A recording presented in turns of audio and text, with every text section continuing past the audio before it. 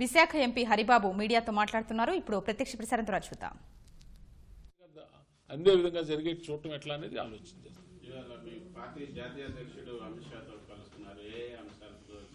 తెలియదు, ఎజెండా తెలియదు.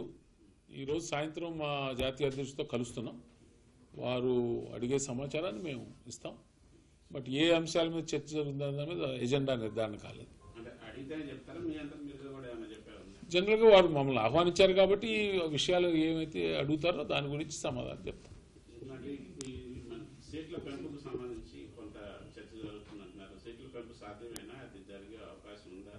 దాని మీద తెలంగాణ బీజేపీ వాళ్ళు వ్యతిరేకిస్తున్నట్లుగా వార్తలు వస్తున్నాయి. దాని మీద ఏమైనా అడిగితే మీరు చెప్పే అవకాశం చెప్తాం. సమావేశంలో తప్పకుండా ఆ విషయం మీద చర్చకు వచ్చినప్పుడు మా అభిప్రాయాల్ని మా అధ్యక్షుల ముందు ఉంచుతాం.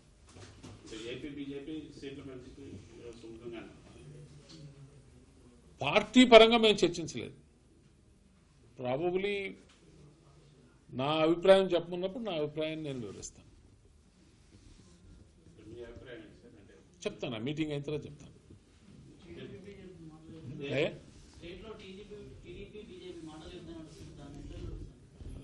నాకేం మాటల యుద్ధం కనిపించట్లేదు.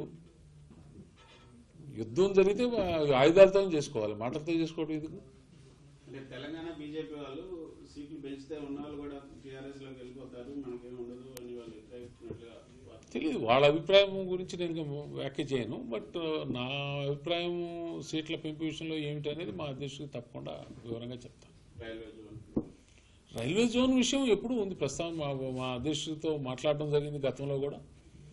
మాకు తప్పకుండా ఈ రైల్వే జోన్ విషయంలో ఆంధ్రప్రదేశ్ మీరు సహాయం చేయాలనే విషయంలో అది ఆ విషయం వారి దృష్టిలో ఉంది.